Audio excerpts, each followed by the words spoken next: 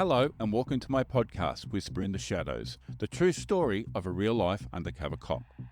I'm Michael Bates, and I was a police officer for 15 years in one of the country's state police forces.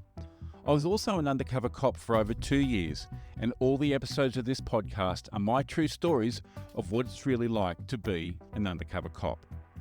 Rather, I was Michael Bates. So, full disclosure, Michael is not actually my real name. It was my covert identity I used on most of my operations. Now, everyone has a notion of what undercover policing is all about. Whether you think they are a narc, a covert operative, a dog, or an undercover cop, most people seem to confuse plainclothes police with being undercover. There is a very big difference though. Most plainclothes police don't wear a uniform, so they aren't as obtrusive in public. Being covert is completely different though. You become immersed in the world of your targets. When you're a police officer, part of your role is to investigate crimes. This means you try and find evidence to prove the person you have arrested has committed that crime. Now, this evidence can consist of physical, verbal, video, and witnesses. When you're an undercover police officer though, you are the evidence, and you are the reason someone gets convicted of the crimes. That is both exciting and dangerous. So, why don't we get on with the next episode?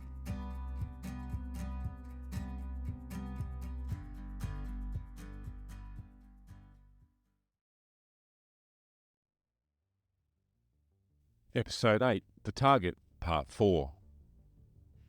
In this episode, I'll not only be looking at one of my favourite targets, Buzz, but also his connection, Wayne. I will also delve into one of Danny's buys that goes awry. Again. Buzz was, in general terms, an alright guy. I guess you could say I kind of liked him. Now, that never stopped me from doing my job, though. I think one of the hardest parts of being a UC is human nature. I learned it is very hard to pretend to like someone on an ongoing basis and have that familiarity with them. You had to sacrifice a part of yourself each time you met with these people. You had to stop being a human being in some sense. It is hard to articulate even now how I felt. In one sense, you were cold and calculating. Knowing that by befriending them, making them open up, making them talk and thinking you were on their side, only to use all of that against them to have them arrested and very probably jailed. Then, on the other, you actually got to know them, and while some like Tommy were dead set pieces of shit, some you felt sorry for. They were in a situation because of a dependency they had. Part of me knew that didn't excuse them from breaking the law, but part of me also knew but there for the grace of God could have been me or you. You can't let it play too much on your mind or your psyche. You are there to do a job. You had to have a cynical and cold mindset. But I can also see how some people cross that line, as it isn't as easy to stay on for the mere reason that we are human. Okay, enough philosophical garbage. So, in the last episode, I had just picked Buzz up from the police station after he'd been arrested. He had taken me somewhere nice and quiet and asked me if I was an undercover cop. He now had all the heat on him and a perception he may actually have been compromised and was narking himself. This meant I had a unique opportunity to try and get up to the next level without casting too much suspicion. I had been trying to find a way to get further up the chain with Buzz for weeks. He went through stages of trusting me and then being paranoid I was a copper. So coming out and asking him for no reason was going to make him really suspicious. Now though, I had a golden opportunity and I wasn't going to let it slip. Listen mate, you're going to be pretty hot right now for a little bit. I don't want to get caught up with the coppers. What if they're watching you? I asked him. They're not, it's okay Mick, he replied. Yeah, but you don't know that, do you, given all the heat you've got? Maybe I should get my gear somewhere else? That's up to you, Mick, but I can tell you that I am all good. I then said to him, I'm not sure, mate, to be honest. I don't want to get caught, hey. I think you should be laying low. But I mean, you could always introduce me to the guy you're getting it from. I could maybe take over for you and help you out. That was a big ask. That I did know. Buzz looks at me and looks out the front windscreen thinking. Thought to myself, fuck, I've blown this. Buzz looks me in the eye. You're sure you're not a cop? Buzz, mate, I'm sure. I think I would know if I was. I am definitely not a copper. Let me think about it and I'll speak to him and give you a call in a few days, Buzz said. I can't ask for more than that, mate. Thanks, I appreciate it. So where do you want me to drop you? I ended up dropping him on the side of the road, just around the corner from his place. I then went and met up with my controller and told him about the conversation. It was then I found out that Buzz was dealing to a third and possibly fourth UC as well. Some people never learn. But I was feeling quietly confident that I would get the introduction. Meanwhile, I was still trying to get Danny to set up meetings with new targets. Well, he had told us, my controller and myself, about a woman he knew who was dealing on the opposite side of town to which he lived and hung out. He was pretty coy about how he knew her, but he had given good information so far that we'd figured we might as well see where this was going to go. She was a Vietnamese woman. Danny called her and the deal was set up. We were going to go and meet her in the car park of a local tavern, which at that time was one of the roughest pubs in town. Think sawdust on the floor type place. During the day, it was dodgy looking. Even the restaurant you wouldn't willingly walk into for a fee. Now the car park was on the intersection of a major arterial road and another very heavily used during the day.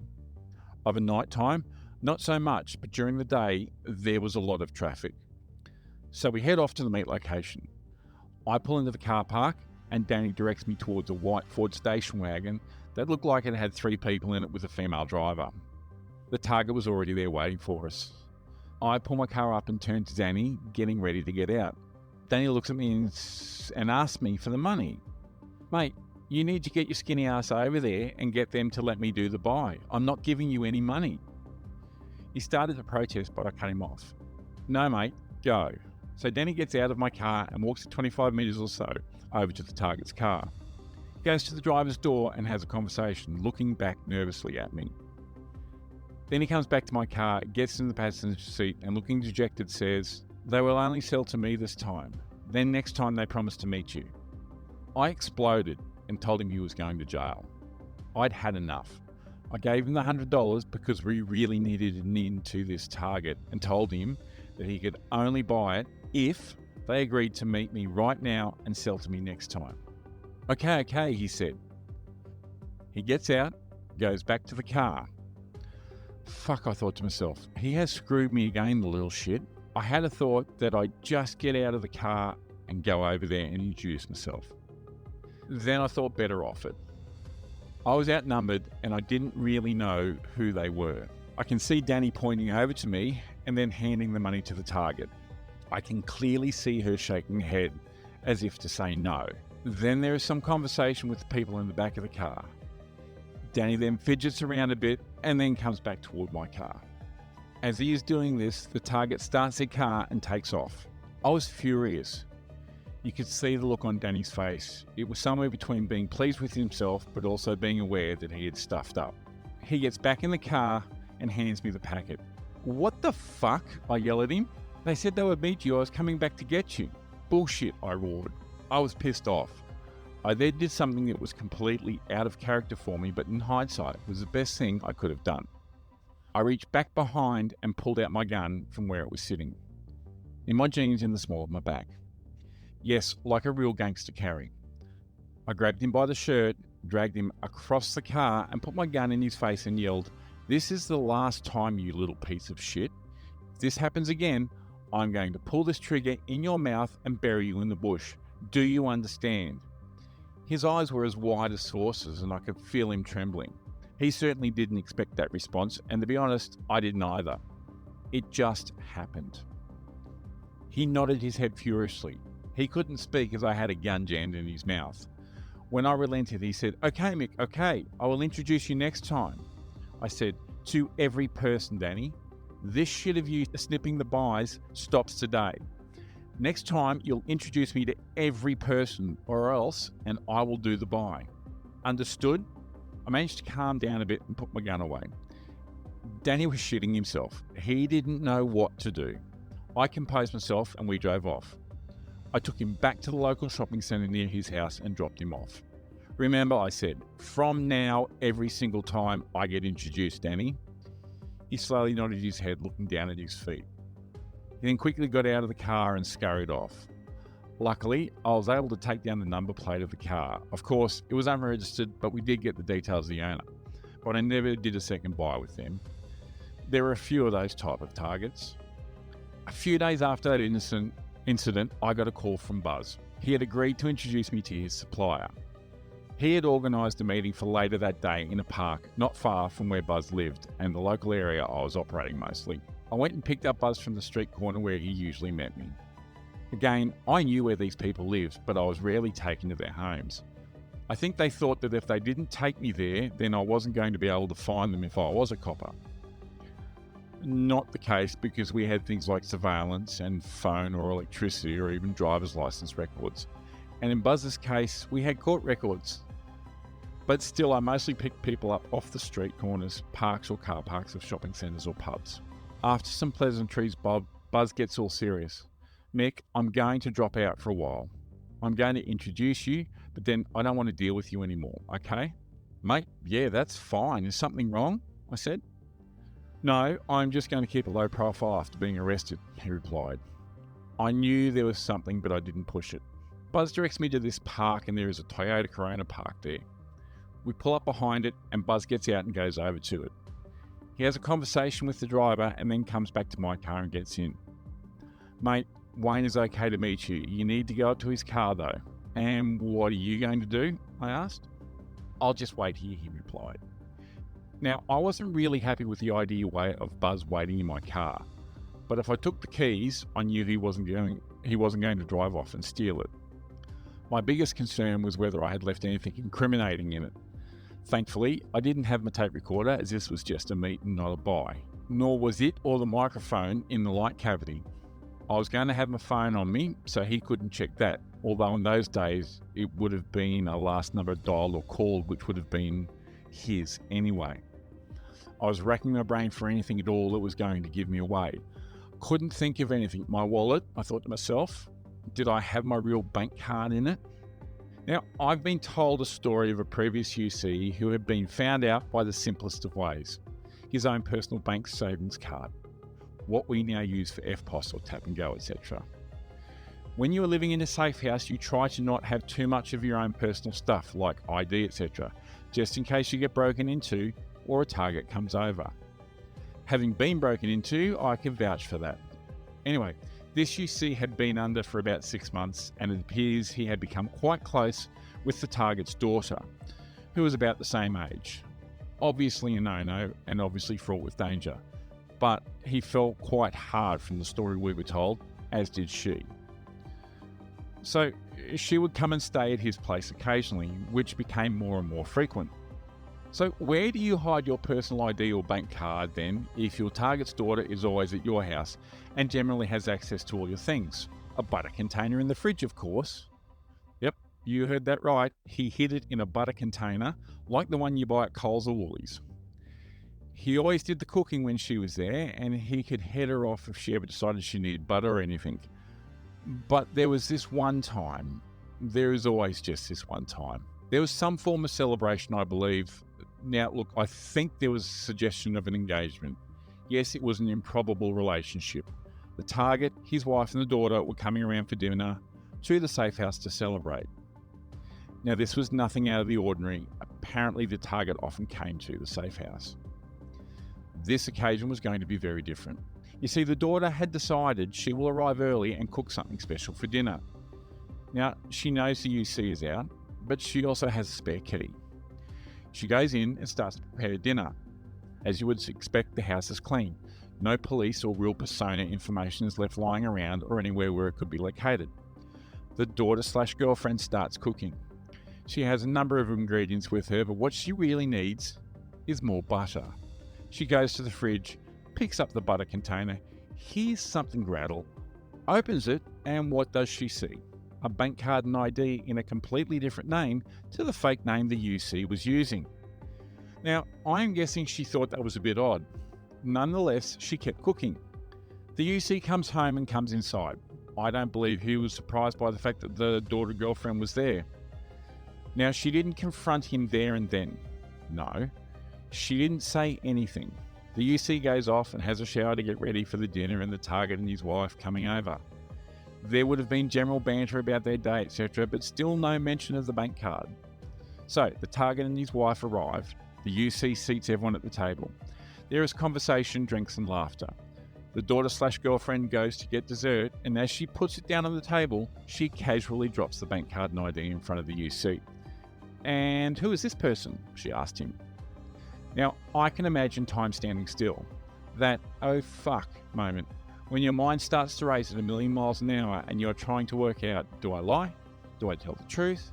Where is my escape route? What will happen if I tell the truth? Do I think the target would actually kill me? All of this in a split second. So the target and his wife are sitting there looking at him. The daughter/girlfriend is standing there looking at him. If it was me, I would have lied, come up with some fanciful story, started an argument with the daughter/girlfriend, and got the target and his wife out of the safe house on the premise that there was an argument that needed sorting out. He apparently copped to the whole thing. The real name, the fact he was a copper, the operation, everything. Needless to say, that operation closed down very quickly after that. We were never told what happened to the UC. I believe he was moved out of the UC squad and went back into uniform. I don't believe he was ever sacked from the force. But it is a hell of a story to tell your grandkids. But what it does show is that humans are unpredictable. A bit like Buzz when he asked me whether I was a cop after being arrested in the other operation. He just wanted me to tell him I wasn't so he could believe me and not listen to his little inner concern that something wasn't right about me. He wanted me to reassure him that everything was all right. Thankfully, he didn't look through my car. Anyway, I walk over to Wayne's car and get in the front seat. Now, this wasn't a buy, just a meet to see if he would do business with me. Wayne says to me, "So you're Mick?" "Yes, mate," I replied. "Buzz tells me you are happy to sell to me." "Did he now?" Wayne says. "Yes, mate, I thought that was what we were doing here, setting that up," I said. "How much and how often do you want to get on?" Wayne asked me. "Oh, mate, I was thinking a 1/4 ounce maybe every 2 weeks. Would that work for you?" I replied. "And where are you selling it?" he asked. "Mate, I have some customers over the other side of town in the suburb in the suburb area. Look, I want to be like you, selling more and making money." Now, I had a brief thought that maybe I pushed too hard. What with Buzz getting arrested and him thinking that I was a cop, which I was pretty sure he had said to Wayne. "Right, give me your number and I'll give you a call in a day or two and let you know," he says to me. So I gave him a number, got out of Wayne's car and walked back to mine. I get in and Buzz looks at me. "All good, Buzz, he's going to give me a call. If he can get me here, you're out, mate." Buzz just nods his head and tells me to take him back to the place I picked him up and drop him off. There was very little conversation on the way back, and that was probably the last time I saw Buzz. He had already sold me a substantial amount of heroin, enough for him to go down for trafficking. I do know that he got picked up when my operation closed a few weeks later, and also in the third one about a month after that, the poor bugger. Wayne gave me a call a few days later and said he was okay to sell to me. I thanked him and said I'd call him back to organise a time to meet and buy the 1/4 ounce. We had worked out who Wayne was, and surveillance, along with old-fashioned police work, had managed to get a good idea of who he was buying his gear from. It was decided that we would do a buy-bust on Wayne and pick him up in the close down of the operation. I rang him and we organised to meet at about 11 a.m. on the day of the operation close. He gave me the location, which was the same park we had met at the last time. Now, remember in the last episode where I was heading to a buy-bust when I saw Tommy Van Dang crossing the road? Well, this is the buy-bust I was heading to. So my adrenaline levels were already peaking at this stage, given I had just had a run-in with Tommy. The plan was pretty simple. Wayne had said to pull up behind him. He would come and get in my car and we would do the deal. Money to him, drugs to me. Now, remember how I said that I had the drug squad detective's phone number on speed dial on my phone? Well, there was a very good reason for that. The location we were going to was a pretty good one for Wayne. There weren't a lot of places a police car full of detectives could sit and watch what was going on without being obvious. We had done a recce of the area the day before. The plan was simple. I wasn't going in with any money. I was going to get him to hand me the drugs, then I was going to push the speed dial, and when the phone rang, that was the cue for the cavalry to come before I had to give Wayne the non-existent $6,000. Sounds simple, doesn't it? Like I said, at that time, mobile phones had only just become a thing. the infrastructure was almost non-existent. That meant there were a lot of dead spots where there simply was no service. The drug squad and marked car pulled up around the corner in their pre-allocated position. Remember, they didn't have any line of sight. It was go time, all on the phone ringing. I drive on and pull up behind Wayne's car. My police training of giving a car's length kicked in, which meant I wasn't boxed in and could speed out if I wanted to. I gave him a wave and watched him get out of his car and walk to mine, fully expecting him to come to the passenger side. Now, instead of getting in my car, he comes to the driver's side window, which I hadn't planned for. I wind down my window. "Wayne," I said. "Mick, how are you?" he asked. "Yeah, good. You're not getting in the car?" No, I'll stay out here," he said. Now, this was awkward. The plan was to have him contained in my car so he couldn't do a runner when the cavalry arrived.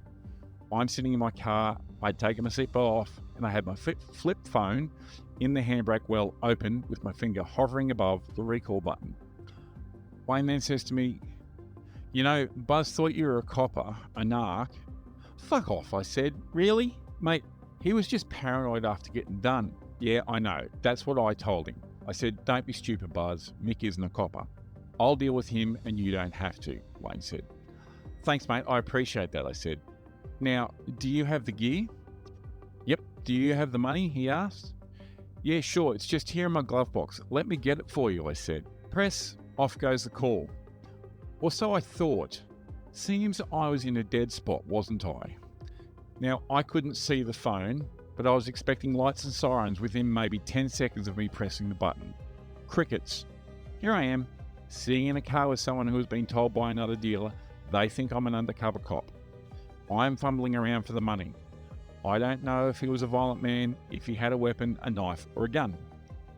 No friendly police sounds, and I was starting to panic. So I fumbled with the glove box, making excuses and cursing. "Mate, I locked it. Sorry, I didn't want it to get stolen. You know, it's a lot of money," I said as I fumbled the key out of the ignition into the glove box. Press. And then, like my favourite song coming on at a club, I heard the sweetest sound known to a UC doing a buy-bust. Police sirens. "Fuck, cops," Wayne says. "Here, take this. I'll get the money from you another time. Now take off and don't get fucking caught." "Are you sure, mate?" I said, looking over my shoulder at the ever closer cars. "Yes, now fuck off, drive." And I did just that. I took off at 1,000,000 miles an hour. I don't know if Wayne thought it was strange or not at the time, but the cars just stopped at him. They didn't bother to chase me, even after he told the police they had just missed Mr. Big and had at least a quarter ounce on me and $6,000 in the car. So I'd have back to the drug squad officers, my controller with the quarter ounce, lodge it, and happy days. When the detectives eventually get back, I asked them, "Why didn't you come the first time I called?" "We didn't get a call," he said. "Mate, I must have pressed send like 6 or 7 times," I said. "I was running out of excuses for not giving you the money."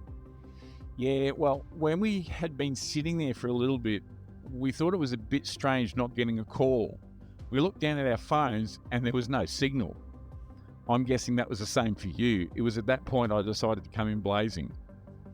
"I am certainly glad you did. I'll give you the tip," I said, laughing. The team raided Wayne's house and some other associated places and found, you guessed it, quantities of heroin. They also found large stashes of cash. Wayne was charged and convicted of trafficking in heroin. At the closure of that operation, we took over 10 targets off the street, broke up 3 syndicates, or gathered enough information to break them up, and took a substantial amount of heroin off the streets as well. As with the cycle of life, I'm sure that some of them turned informant, doing to another drug dealer what had been done to them. The trials, convictions, appeals and final sentences took well over 4 years until they were all done. I was still attending court well after I had left the squad and well after I had left the police. The operation closed and I went and got married that weekend. It was a bender of a night where everyone had a good time. Most of the squad attended, as did my mates from uniform. It felt right being coppers again at that moment.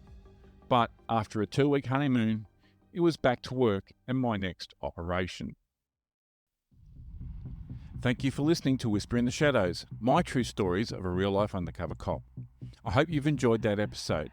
In the next one, we'll explore more exciting stories from my operations. Please make sure you subscribe to the podcast so you never miss an episode. Lastly, if you're an ex-covert operative or undercover police officer, I would love to chat to you about your experiences. Or if you're feeling dangerous, tell your stories on my podcast. Please get in contact by my email, which is whisperintheshadowspodcast@gmail.com. I look forward to you joining me next time.